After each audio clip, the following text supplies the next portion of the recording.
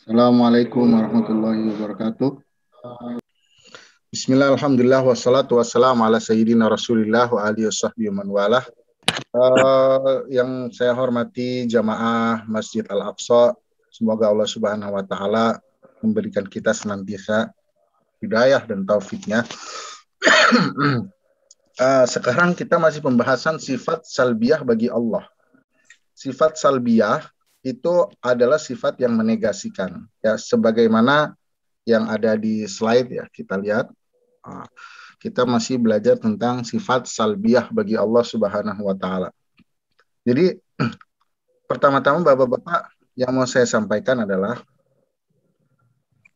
di pertemuan sebelumnya kita sudah mengetahui bahwasannya dalam mengisbatkan wujudullah atau keeksistensian Allah itu adalah dengan menggunakan dalil akli atau dalil yang sifatnya logik. Karena pada dasarnya Al-Quran pun, ya, dalam mengisbatkan wujudullah itu menggunakan dalil akli. Ya, misalnya laukana fihima alihatun illallah lafasadata. Nah, seandainya langit dan bumi ini ada Tuhan selain Allah, maka akan rusak. Nah, artinya kita sudah mengetahui bahwasannya Allah Subhanahu wa taala itu ada, itu dengan dalil-dalil akli. Sekarang ada yang namanya sifat salbiyah bagi Allah. Nah, ini Allah wujud, Allah maujud, itu dinamakan dengan sifat nafsiyah. Para ulama menamakannya dengan sifat nafsiyah. Nah, sekarang ada namanya sifat salbiyah. Ini sifat salbiyah itu diambil dari Al-Quran. Para ulama menafsirkannya. Ya, ini diambil dari Al-Quran dan para ulama menafsirkannya dan terangkum dalam 5. Ini bukan sifat yang Allah Subhanahu wa taala cuma punya ini aja, bukan. Semua sifat sempurna yang sifatnya menegasikan segala yang kurang dari Allah itu ada 5. Jadi ini sifat salbiyah ini adalah sifat yang menegasikan cacat atau aib dari Allah Subhanahu wa taala. Sekali lagi, saya ulangi, sifat salbiyah adalah sifat yang menegasikan segala kecacatan atau kekurangan dari zat Allah Subhanahu wa taala. Kayak misalnya nanti sifat baqo. Ya, baqo itu artinya kekal. Maksud kekal itu apa? Tidak berakhir. Nah, jadi sifat ini sifat yang menegasikan. Ya, kemudian nanti ada lagi misalnya sifat apa misalnya? Mukhalafah lil hawadisi. Itu artinya tidak seperti ini. Nah, jadi ini sifat semua sifat menegasikan bahwasannya Allah Subhanahu wa taala itu dinegasikan, kita menegasikan Allah Subhanahu wa taala dari segala sifat kurang dan cacat, dan memang hakikatnya seperti itu. Baik, ini akan kita bahas satu-satu. Ini aja mau keripik dulu ya. Nah, kita lihat ke slide selanjutnya. Sifat yang pertama adalah wahdaniyah. Nah, ini kalau kita bagi orang Indonesia, ya, sebelum mungkin kalau yang bukan muslim juga akrab dengan wahdaniyah. Bahasa Arabnya adalah wahdaniyah, esa. Nah, jadi yang pertama ini esa, ya, wahdaniyah, wahid. Ini artinya adalah menegasikan sifat berbilang dan tersusun. Jadi maksudnya bagaimana? Pertama, berbilang. Berbilang di sini zat Allah Subhanahu wa taala enggak bisa dibilang 2, 3, 4, 5, tidak. Tapi cuma 1. Dan tidak bisa dibilang tersusun. Misalnya saya bilang seperti ini, meja atau misalnya tubuh kita aja. Tubuh kita terdiri dari kepala, mata, hidung, artinya tersusun. Ya. Kemudian misalnya terdiri dari telinga, terdiri dari mulut.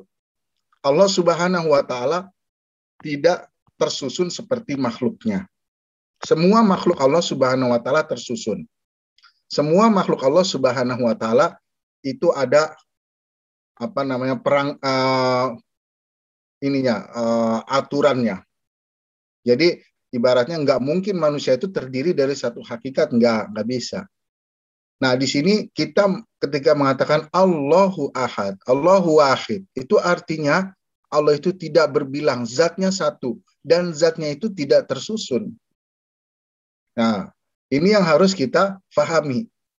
Jadi ketika Allah bilang, Allahu Ahad, ya kan? Atau kita bilang, la ilaha illallah, itu kita menegasikan bahwasannya tidak ada dalam zat Allah maupun sifatnya. Bukan hanya dalam sifat, tapi dalam zat.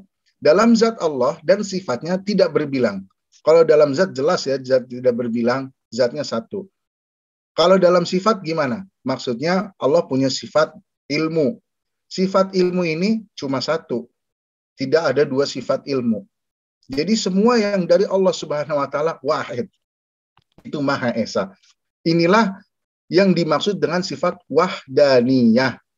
Jadi cuma satu, menegasikan apapun yang sifatnya berbilang, baik bagi zat atau sifat Allah Subhanahu wa taala. Begitu juga menegasikan segala sesuatu yang tersusun, baik bagi zat atau sifat Allah Subhanahu wa taala. Nah, tadi dalil secara ininya Al-Qur'annya kan tadi adalah Allahu Ahad.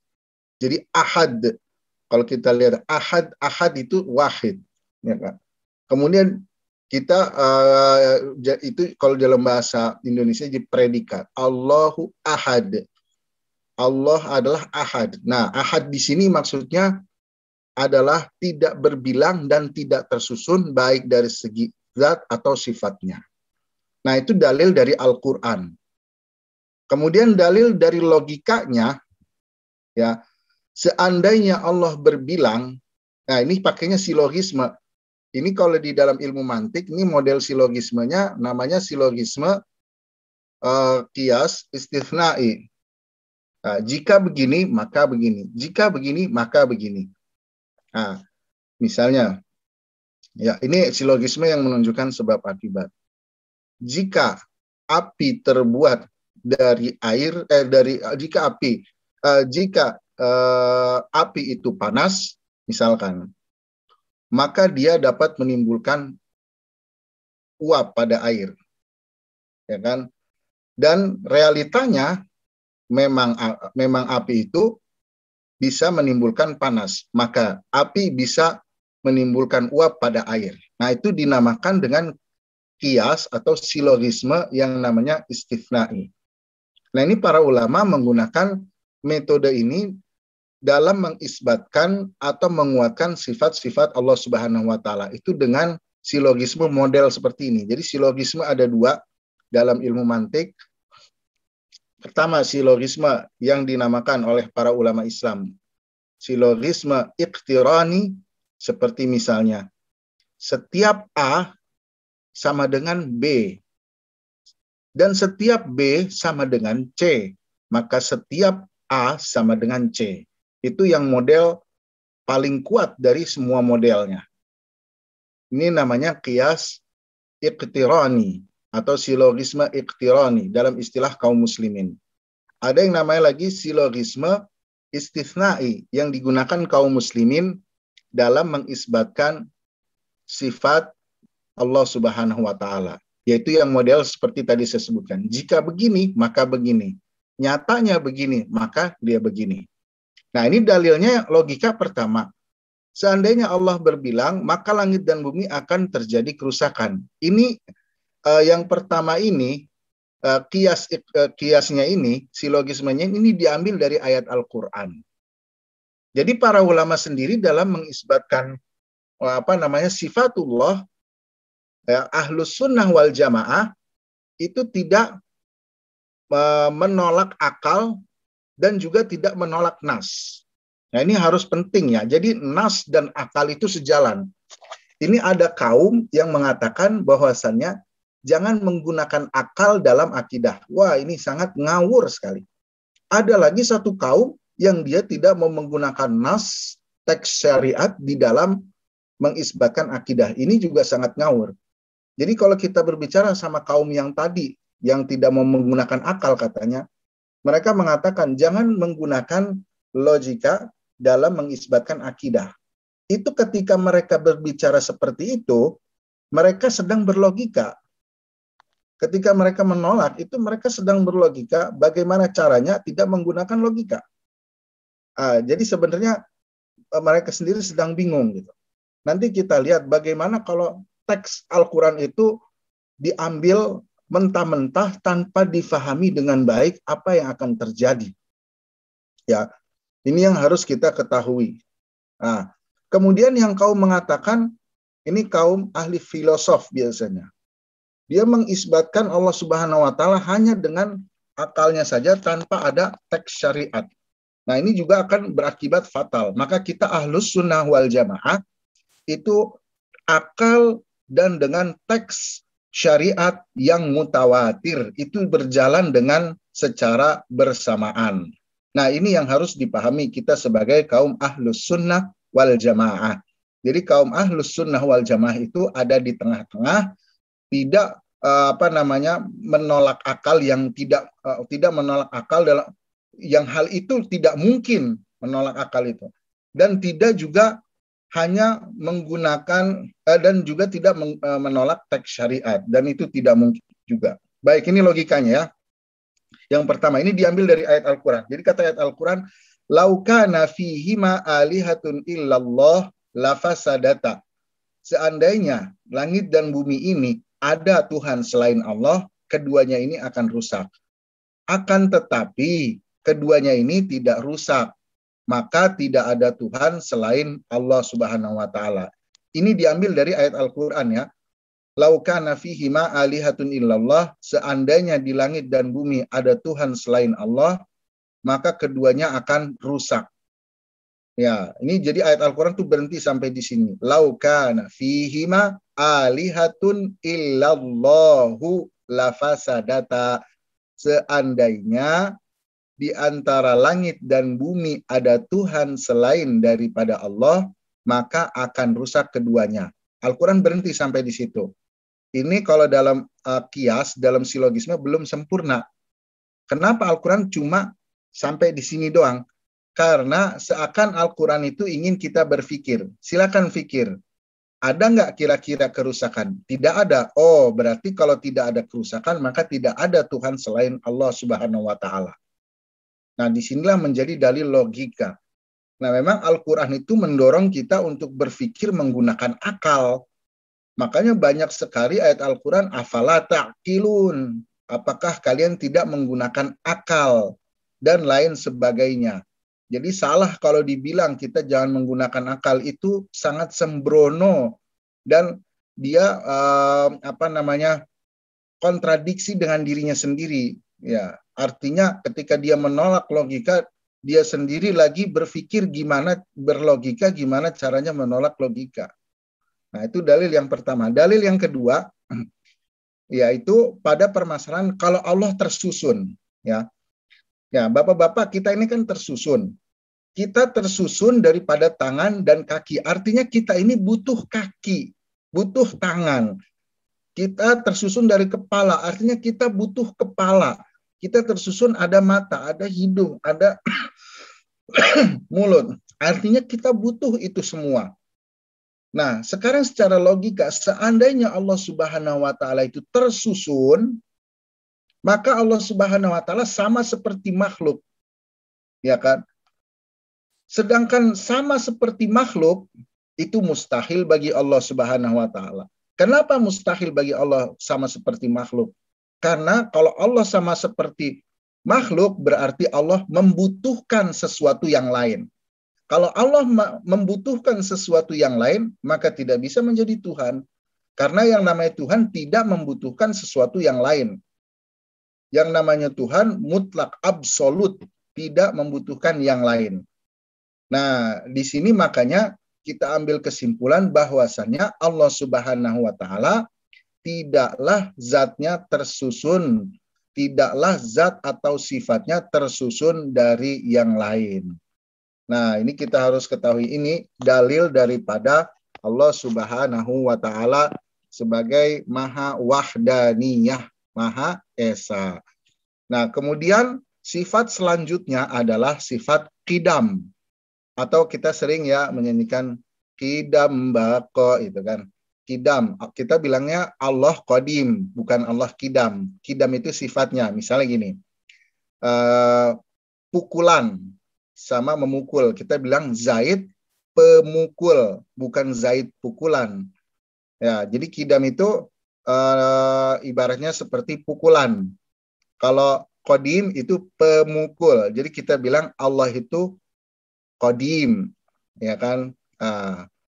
Bukan qidam. Tapi ini qidam adalah sifat dasarnya. Qidam itu menegasikan sifat permulaan. Artinya Allah Subhanahu wa taala tidak punya permulaan. Nah, di sini kita ada sesuatu yang penting dari Syekh Ramadan Al-Buti.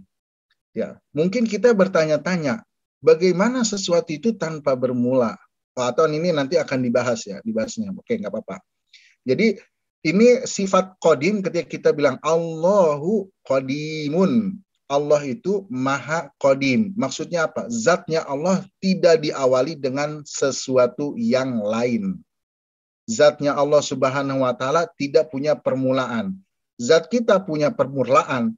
Ya, mungkin bertemunya dari ovum dan sperma. Kemudian begini, nah ada permulaannya. Semua yang ada di realita alam semesta ini mempunyai permulaan. Maka Allah Subhanahu wa taala tidak mungkin mempunyai permulaan. Ya, di dalam surat Al-Hadid, huwal awwalu wal akhiru wal zahiru wal batinu. Huwal awwal. Awal di sini artinya maha awal. Lihat di sana kalau dalam bahasa Inggris ini mungkin the ya pakainya al-awwal. Jadi khusus. Ya kan? Jadi kalau saya bilang ya mungkin saja ya saya ini di dalam selain ayat Al-Qur'an itu bisa dibilang huwa awwalun. Awal itu menjadi predikat, Bapak-bapak. Huwa awwalun, subjek itu. Subjeknya huwa. Huwa subjek. Awal itu predikat. Ya, di dalam aturan bahasa Arab ya biasanya predikat itu tidak tertentu. Ya, tidak tertentu, dia tidak ada alif lamnya. Kalau ada alif lam itu menjadi tertentu. Dalam bahasa Inggrisnya the, ya kan? A book sama the book, ya kan? Ya kan? A teacher sama the teacher. Misalnya he is a teacher sama he is the teacher, ya kan? Berbeda. Nah, ini huwal awal itu sama seperti he is the teacher. Dialah yang atau sang mengawali, yang mengawali. Ya kan, al-awwal artinya yang paling awal dari segala sesuatu. Jadi segala sesuatu berawalnya semuanya dari Allah Subhanahu wa taala. Nah, di sini ayat Al-Qur'an di sini tidak menyinggung apakah Allah Subhanahu wa taala ada yang mengawalinya. Hanya ayat Al-Qur'an mengisyaratkan. Nah, di sini indahnya Al-Qur'an ya, Bapak-bapak. Sekali lagi ya. Jadi kan di sini kata ayatnya, huwal awwalu. Dialah sang pengawal. Sang yang mengawali segala sesuatu. Artinya segala sesuatu yang kita lihat bermiliar-miliar, berjuta-juta, semuanya diawalin oleh Allah Subhanahu wa taala. Artinya yang bermulanya itu Allah. Nah, sekarang pertanyaannya, siapa yang memulai zat Allah? Nah, di sini kita membutuhkan dalil daripada logik. Tidak mungkin Allah Subhanahu wa taala ada zat lain yang memulainya. Oh, itu sangat tidak mungkin. Kenapa? Ini kita dengan menggunakan kias istisna'i lagi. Ya kan? Seandainya Allah Subhanahu wa taala ada permulaan, ya kan? Jadi Allah itu dimulakan oleh zat lain, ya kan? Artinya Allah Subhanahu wa taala butuh kepada zat lain dalam keberadaannya. Jadi saya ada ini butuh kepada zat lain. Nah, kalau yang namanya zat yang butuh kepada zat yang lain, dia bukan Tuhan. Nah, berarti mustahil bagi Allah Subhanahu wa taala untuk butuh kepada zat lain yang mengadakannya. Mustahil abadan. Ya. Jadi ini kita katakan Allahu qadim. Kenapa? Dari logikanya, seandainya Allah tidak qadim, seandainya Allah punya permulaan, ada yang memulakannya, maka Allah Subhanahu wa taala butuh kepada zat lain. Segala sesuatu atau segala zat yang butuh kepada zat lain bukanlah Tuhan. Maka jika Allah tidak disifati dengan qadim, sekali lagi, maka jika Allah Subhanahu wa taala tidak disifati dengan qadim, maka akan ada sifat Allah membutuhkan zat yang lain. Dan hal ini mustahil. Seperti itu dalil logikanya. Jadi secara ayat Al-Quran dan logika, Allah Subhanahu wa taala mempunyai sifat qadim.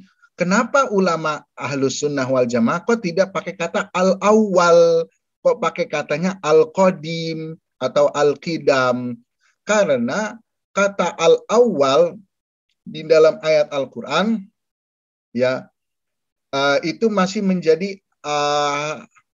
kata yang asli langsung dari Allah Subhanahu wa taala. Kata ini membutuhkan penafsiran. Maka oleh Al-Imam Abul Hasan Al-Asy'ari ditafsirkanlah kata al-awwal ini dengan kata al-qidam atau qadim. Boleh nggak kita bilangnya Allahu al-awwal? Oh ya boleh, silakan. Tapi jangan dipahami bahwasanya al-awwal ini mengawali segala sesuatu, taunya kita tidak menafikan Allah ini tidak punya permulaan. Nah, disinilah yang jadi masalah. Makanya oleh Al-Imam Abul Hasan Al-Asy'ari diterjemahkanlah, ditafsirkanlah kata al-awwal ini dengan kata al-qidam. Ini yang harus kita fahami. Baik, ini adalah sifat al-qidam. Kemudian kita berlanjut, selanjutnya itu sifat baqa. Ya, mungkin dalam bahasa Indonesia sering dikatakan pergi ke alam baka. Ya, baqa di sini artinya sebenarnya kekal. Ya, ini menegasikan sifat berakhir. Jadi ketika kita bilang ini kita sifatinya Allah dengan baqa, kita bilangnya baki. Allahu baki, ya. Seperti tadi, pemukulan sama pemukul. Kita bilangnya fulan pemukul, bukan pemukulan. Baki menegasikan sifat berakhir. Ya, jadi kita bilang ketika kita sifati Allahu baki, artinya Allah Subhanahu wa taala zatnya tidak mempunyai akhiran. Kalau kita punya ya kan, kita punya umur sekian, zatnya berakhir. Ya kan, binatang punya, tumbuhan punya, semua yang ada di dunia, galaksi, ya kan, matahari, semua punya. Berakhirnya kapan? Nah, Allah Subhanahu wa taala nggak punya. Jadi kita negasikan Allah itu tidak berakhir. Nah, dalil dari Al-Qur'annya wal awwalu wal akhiru. Ya kan, dialah sang pengakhir, akhir dari segala akhir. Nah, tapi memang dari teks Al-Qur'annya belum ditegaskan bahwasannya Allah Subhanahu wa taala apakah zatnya ada berakhir pada waktu tertentu. Nah, di sini kita menggunakan dalil logika. Ya. Dalilnya adalah sama seperti yang tadi, ya kan? Seandainya Allah Subhanahu wa taala itu mempunyai akhir, ya, ada akhir, maka artinya ia butuh kepada zat lain yang mengakhirkannya. Kalau butuh berarti dia bukan Tuhan. Maka mustahil bagi Allah mempunyai sifat akhir. Jadi bapak-bapak ketika kita bilang Allahu baki, Allah punya sifat baki, Allah tidak mempunyai akhir dari segala sesuatu. Enggak ada. Jadi Allah Subhanahu wa taala tidak terikat waktu dan terikat tempat. Nanti akan dijelaskan. Dan zatnya tetap ada. Sampai kapanpun, bagaimanapun tetap ada. Makanya sungguh ini sedikit intermezzo. Sungguh sangat beruntung seseorang yang mempunyai, yang Allah kasih rasa cinta di dalam hatinya, cinta kepada Allah. Kenapa? Bapak-bapak, kalau kita cintanya kepada keluarga kita saja. Keluarga kita suatu saat akan berakhir. Kalau kita punya cinta sama, misalnya, kekasih kita, istri kita akan berakhir. Tapi kalau kita punya cinta kepada Allah Subhanahu wa taala, Allah tidak punya akhir dan akan ada terus. Beruntunglah mereka yang Allah kasih rasa cinta untuk mencintai Allah Subhanahu wa taala. Maka cintanya akan abadi dan ia tidak akan kecewa. Nah, makanya kaum muslimin yang mempunyai imannya yang bagus itu dia tidak akan pernah kecewa. Kenapa? Karena dia menggantungkan segalanya kepada zat yang tidak mempunyai akhir dari segalanya. Nah, di sini yang harus kita petik hikmahnya gitu. Jadi Bapak-bapak semua, inilah dalil logikanya. Jadi kan kalau dibilang misal, seandainya Allah itu punya akhir, berarti ada yang mengakhirkan. Ya kan? Yang mengakhirkannya ini zat lain, berarti Allah Subhanahu wa taala butuh kepada zat lain. Kalau Allah butuh kepada zat lain, berarti bukan Tuhan. Nah, sedangkan hal itu adalah mustahil. Maka mustahil bagi Allah mempunyai sifat akhir. Itu secara logika. Ya, seperti kita bilangkan, Allah Subhanahu wa taala itu ada dan mustahil ada yang mengadakan. Kalau ada yang mengadakan, ya kan, berarti nanti Allah butuh kepada zat lain. Kalau butuh kepada zat lain berarti hilang sifat ketuhanannya. Berarti mustahil bagi Allah mempunyai membutuhkan zat yang lain karena akan menafikan sifat ketuhanannya. Nah, di sini juga seandainya Allah punya akhir, ya kan, maka nanti harus ada zat yang mengakhirkannya. Berarti butuh kepada zat yang lain. Nah, di sini ya kan, kita harus memahami. Nah, ini kita belajar cepat saja Bapak-bapak, yang penting kita tahu dulu. Nah, mungkin kita bertanya, loh kenapa kalau misalnya di pembahasan sifat Allah wujud itu tidak mungkin ada yang mengadakan, ya kan? Tidak mungkin ada yang mengadakan Allah. Ya kalau ada yang mengadakan Allah, pertama, ya kan, salah satu mustahilnya nanti akan berujung kepada tasalsul dan daur, dan ini sudah kita bahas ya, ya kan. Kemudian kalau di dalam hal bako, ya kan, kalau dikatakan untuk menafikan sifat bako perlu ada yang mengakhirkan zat Allah Subhanahu wa taala. Ya, karena kalau tidak ada yang, karena kalau dalam sifat bako, kalau Allah Subhanahu wa taala berakhir dengan sendirinya itu tidak mungkin. Artinya mengakhirkan diri sendiri tidak mungkin bagi Allah Subhanahu wa taala. Dan ini menafikan sifat ketuhanannya. Dan hal ini adalah mustahil bagi Allah Subhanahu wa taala. Jadi yang saya sebutkan ini adalah salah satunya dalil logika yang paling mudahnya. Ada banyak lagi dalil logika yang sangat hebat dan masuk akal, tapi di sini tidak saya sebutkan. Hanya saja ini dalil yang paling mudah dari segi logika, bahwasannya Allah Subhanahu wa taala itu maha baki, maha kekal, tidak ada akhir bagi Allah Subhanahu wa taala. Ya, itu adalah sifat al-baqa. Nah, sekarang kita sifat ke mukhalafatu lil hawadisi. Ya, ini pasti sering ya kita dengar Bapak-bapak waktu masih kecil, mungkin suka ada yang dengar mukhalafatuhu lil hawadisi qiyamuhu bi nafsihi. Nah, itu lagunya Raihan, mungkin ada yang sering dengar ya. Nah, sekarang kita ini memahaminya dengan baik. Apa sih mukhalafatuhu lil hawadisi? Mukhalafah itu artinya berbeda. Hawadis itu jamak dari kata hadis, artinya sesuatu yang baru. Jadi Allah itu berbeda dari segala sesuatu yang baru. Ya, jadi sifat ini tuh menegasikan sifat yang menyerupai bagi Allah Subhanahu wa taala terhadap makhluknya. Jadi Allah Subhanahu wa taala berbeda dengan semua makhluknya.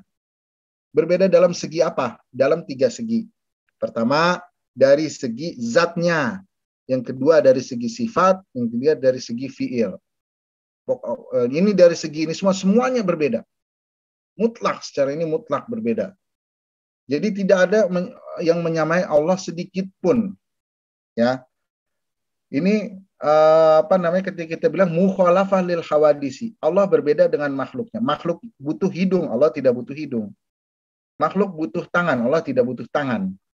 Nah, dalilnya apa? Nah, ini dalilnya di dalam surat Asy-Syura ayat 11. Laisa kamitslihi syai'. Ya, artinya adalah tidak ada yang menyerupai Allah sesuatu pun. Ini kaidah umum nih di dalam surat Asy-Syura ayat 11. Tidaklah sepertinya, laisa kamitslihi, tidaklah seperti zatnya, syai'un, sesuatu pun.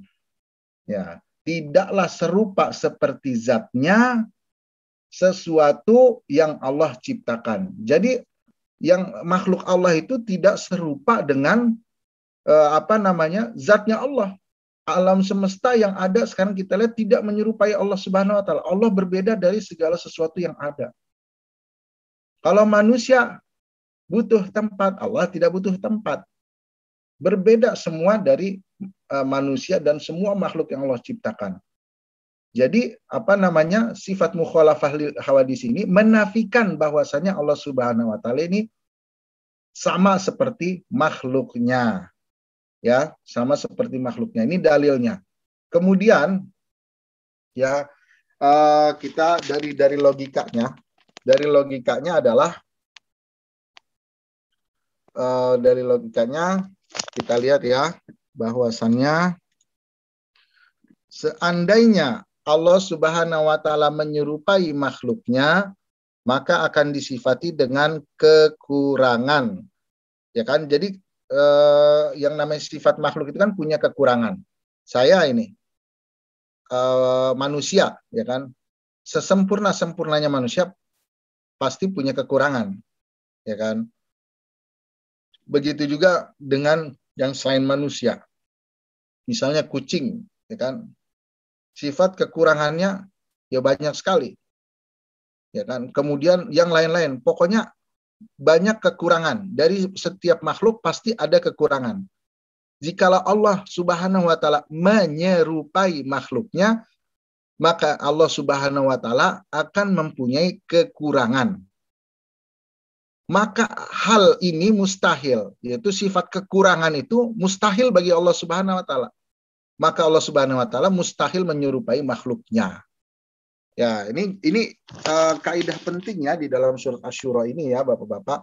Laisa kamitslihi syai'. Maka nanti ada orang yang mengatakan Ar-Rahmanu 'alal 'arsy istawa. Langsung ditafsirkan Allah itu duduk. Itu langsung ditafsirkan duduk. Nanti dikatakan di mana Allah duduk di atas arsy. Ya Allah. Allah tidak sama dengan makhluknya. Ya kan? Kalau makhluknya itu duduk, butuh tempat, Allah Subhanahu wa taala tidak membutuhkan tempat. Karena kalau kita artikan Ar-Rahmanu 'alal 'arsy istawa, kemudian diartikan duduk di atas arsy, ini akan bertabrakan dengan ayat laisa kamitslihi syai'. Nah, ini nanti di Qiyamuhu binafsih kita bahas ya. Jadi yang poin ini adalah bahwasannya Allah Subhanahu wa taala berbeda. Maka nanti dalam ayat-ayat sifat itu kita juga harus memahami ayat laisa kamitslihi syai'. Itu juga penting ya. Misalnya yadullah fauqa aidihim, tangan Allah ya kan di atas tangan mereka.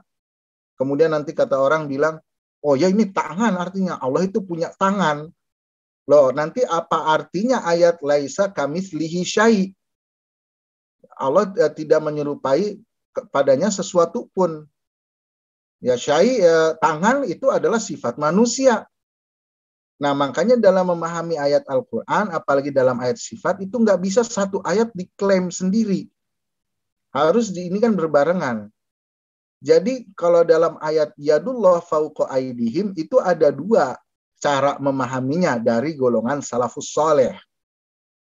Yang pertama adalah kita mengimaninya saja tanpa menafsirkan bahwasanya Allah itu tangannya begini, enggak. Kenapa? Karena laisa kamitslihi syai'. Udah kita cukup beriman. Udah gitu aja. Kita tidak mengatakan Allah punya tangan, enggak.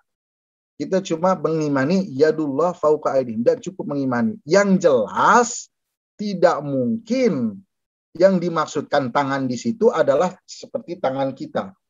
Nggak mungkin, mustahil. Karena ini akan bertabrakan dengan surat Asy-Syura, laisa kamitslihi syai'. Dan tidak mungkin ayat Al-Quran itu bertabrakan satu sama lain, itu nggak mungkin. Nggak mungkin bertabrakan. Ayat Al-Quran satu sama lain itu menguatkan dan saling menafsirkan, bukan saling bertabrakan. Nah, jadi yang metode pertama dalam yadullah fauqa aydihim adalah kita mengimaninya, tapi dengan meyakini bahwasannya yang dimaksud yadullah di sini bukan tangan seperti tangan manusia. Karena Allah tidak mustahil menyerupai makhluknya. Itu yang pertama.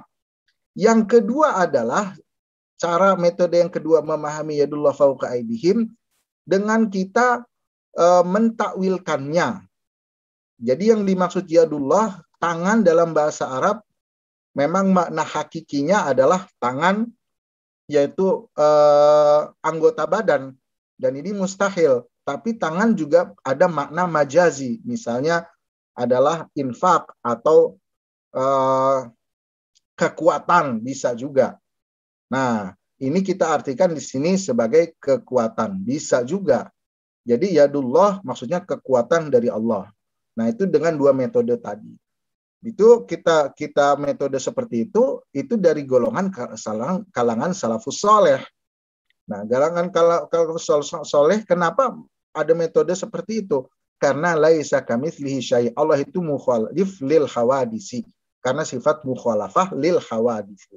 Jadi Allah itu berbeda dengan segala ciptaannya, berbeda dari segala yang ada. Allah Subhanahu wa taala tidak ada di luar zatnya, hakikat zatnya ada di luar pengetahuan manusia.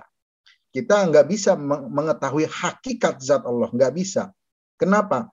Bapak-bapak, karena pengetahuan kita, akal kita itu hanya mengklaim dari sesuatu yang dilihat.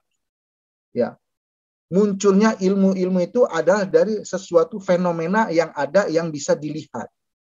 Nah, zat Allah Subhanahu wa taala belum pernah manusia itu mempunyai penglihatan melihat zatnya langsung. Tidak bisa, tidak sampai manusia akalnya untuk mengetahui, mengecek zatnya Allah Subhanahu wa taala, tidak akan bisa. Maka tidak ada pengetahuan bagi akal manusia akan zatnya Allah.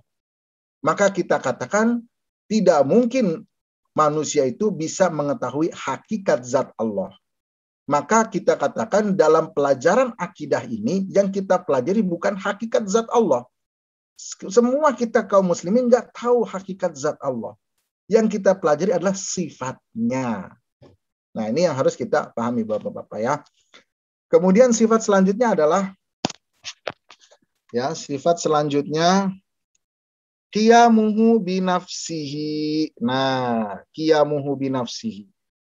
Nah, di sini menegasikan bahwasannya Allah itu tidak butuh kepada selainnya, kepada makhluknya. Allah nggak butuh.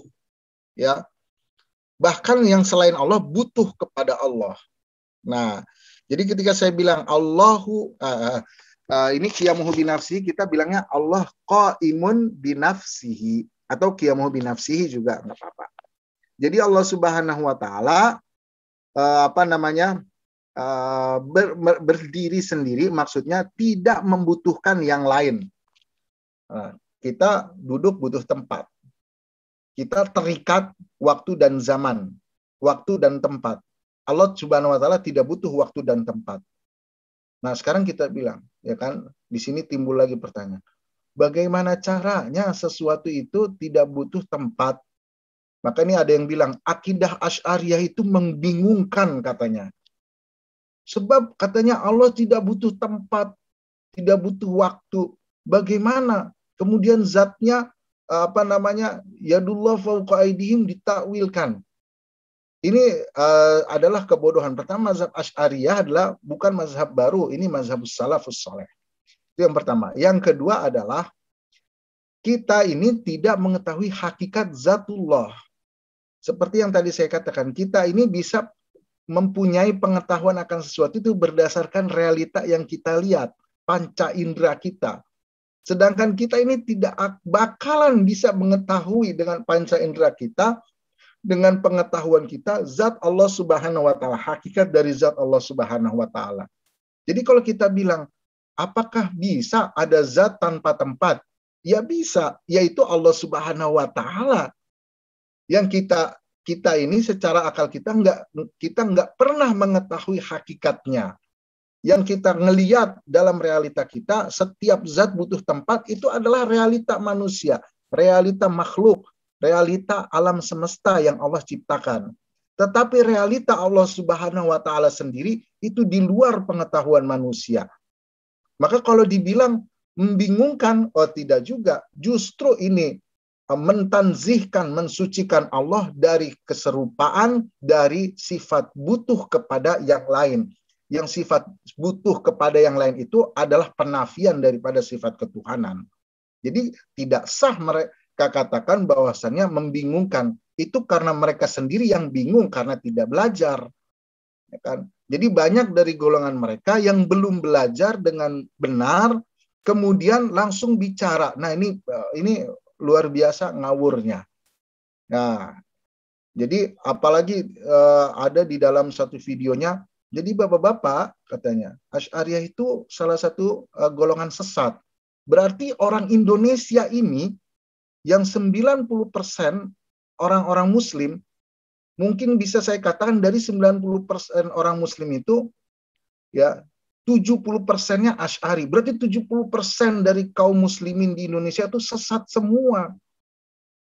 Ini kacaunya luar biasa. Ya, berarti Salahuddin Al-Ayyubi yang menaklukkan Masjidil Aqsa, dia adalah menggunakan mazhab Asy'ari, sesat. Nah, ini luar biasa ya Bapak-bapak.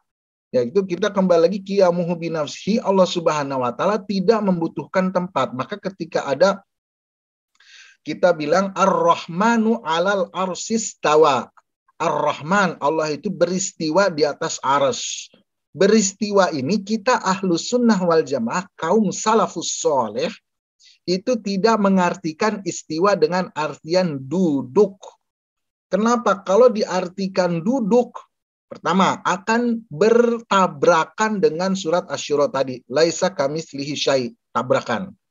Sedangkan ayat Al-Qur'an itu satu sama lain nggak ada yang tabrakan.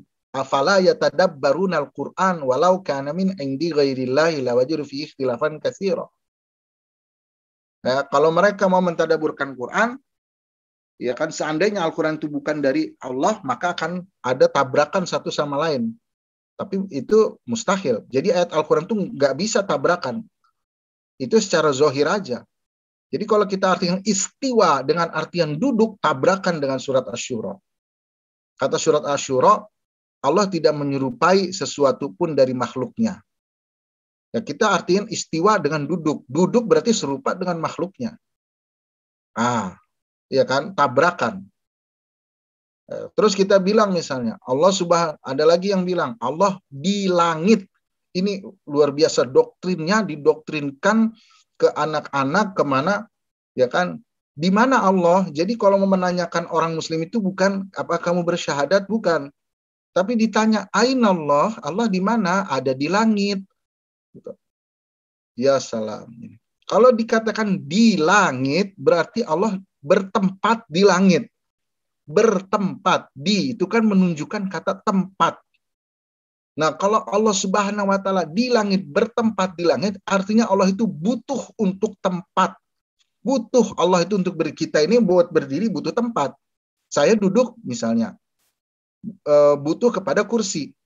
Saya ini berdiri butuh kepada bumi agar saya berdiri. Ya kan? Kemudian saya ini misalnya agar tidak melayang saya butuh gaya gravitasi. Nah, Allah Subhanahu wa taala tidak butuh ini semua. Allah berdiri sendiri.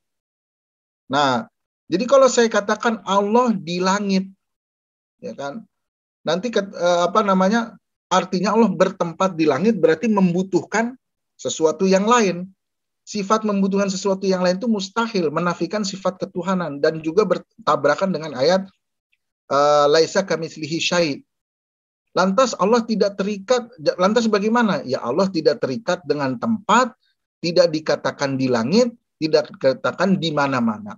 Jadi kalau dikatakan di mana Allah, Allah tidak disifati dengan kata di mana. Kata di mana itu buat makhluknya. Allah Subhanahu wa taala tidak disifati di mana. Kalau disifati di mana, berarti Allah Subhanahu wa taala butuh sesuatu yang lain, butuh tempat. Kalau nanti dibilang, wah membingungkan nih.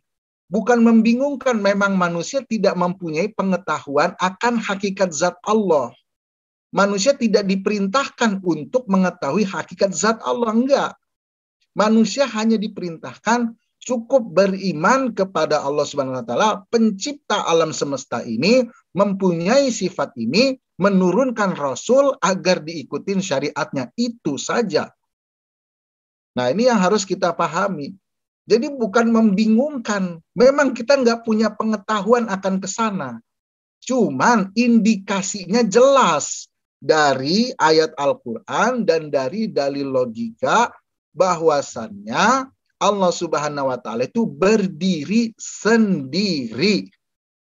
Artinya kalau berdiri sendiri, Allah Subhanahu wa taala nggak butuh sesuatu yang lain. Salah satunya tempat. Maka Allah Subhanahu wa taala tidak disifati dengan di atau di mana. Kalau saya bilang Allah di langit, berarti Allah butuh tempat di langit. Berarti menafikan sifat ketuhanannya dan menafikan surat Asy-Syura, laisa kamitslihi syai'. Jadinya bagaimana? Allah tidak disifati dengan tempat dan waktu dan kita beriman kepada itu. Nah, itu yang harus kita fahami. Akal kita tidak nyampe kepada hakikat di luar itu. Kita hanya mengimani. Seperti itu.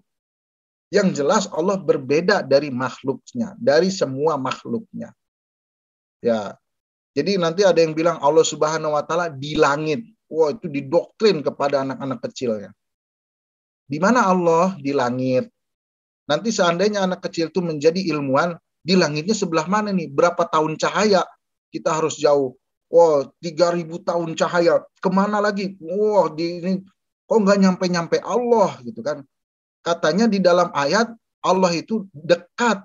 Innallaha qaribun, inna rahmatallahi qaribun minal muhsinin. Atau di dalam surat surat Qaf. Wa nahnu aqrabu ilaihi min hablil warid. Aku ini lebih dekat daripada urat leher. Tapi kok di sini untuk menemui Allah harus ke langit sampai mendekati berapa juta tahun cahaya dan nggak ketemu-temu. Kan akhirnya justru ini akidah yang membingungkan. Allah Subhanahu wa taala di luar dimensi itu, bukan dimensi makhluk. Tidak butuh. Kalau dimensi makhluk harus ada waktu dan tempat.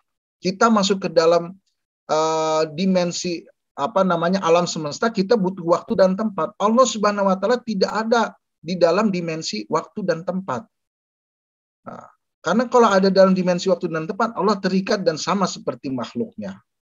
Nah, ini harus kita fahami dengan baik. Ya, kemudian nanti kata mereka, oh ini dalilnya ada di dalam Al-Quran. Wa huwallazi fis sama'i ilahun wa fil ardi ilahun. Dialah Tuhan di langit. Sekarang kita bilang juga, bagaimana Tuhan di bumi? Itu kan ayatnya juga, kata ayat Al-Quran kan, dialah Tuhan di langit dan Tuhan di bumi. Berarti Allah ada di bumi juga dong. Wah, ya kan? Jadi memahaminya sepotong-sepotong dan itu didoktrinkan. Dan nggak cukup di situ. Kata mereka selain doktrin mereka itu sesat. Nah, inilah yang menjadi musibah kaum muslimin. Ya, jadi kita kembali lagi qiyamu binafsihi, menegasikan sifat butuhnya Allah kepada apa dan siapapun secara mutlak. Dalil surat Al-Ikhlas, Allahus Samad, As-Samad. Artinya zat yang bergantung kepadanya segala sesuatu, ya. Bergantung kepadanya segala sesuatu itu As-Samad. Artinya Allah nggak butuh semuanya. Allah nggak butuh tempat, tapi tempat butuh Allah agar diciptakan. Allah nggak butuh waktu, tapi waktu butuh Allah untuk diciptakan. Nah, ini udah jelas ya dalilnya dalam surat Al-Ikhlas ya. Kemudian dalilnya secara logika ya. Seandainya Allah Subhanahu wa taala itu butuh tempat, butuh kepada makhluknya, maka akan disifati dengan kekurangan. Karena Allah butuh kan, itu sesuatu sifat yang kurang. Hal ini mustahil bagi Allah Subhanahu wa taala. Butuh. Karena sifat kekurangan, Allah itu tidak disifati dengan sifat kekurangan. Ya, maka Allah Subhanahu wa taala mustahil menyerupai makhluknya atau membutuhkan makhluknya. Jelas ya Bapak Ibu, dari logika yang saya sebutkan ini enggak semua, hanya beberapa saja yang menurut saya gampang buat difahami, ya kan? Jadi kalau saya sebutkan juga pasti akan sangat panjang dan pasti akan memakan waktu yang lama. Ya, ini jadi kesimpulannya sifat salbiyah bagi Allah kita sudah selesai. Pertama, qidam, baqo, mukhalafah lil hawadisi, qiyamuhu binafsihi, wahdaniyah.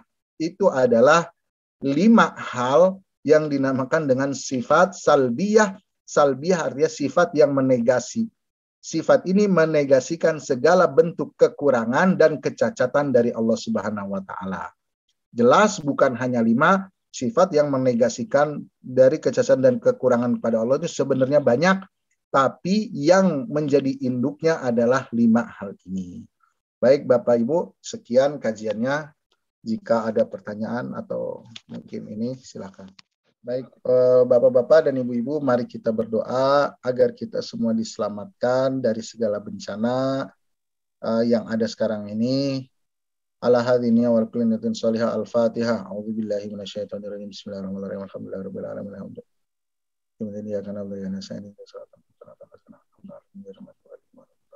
Amin.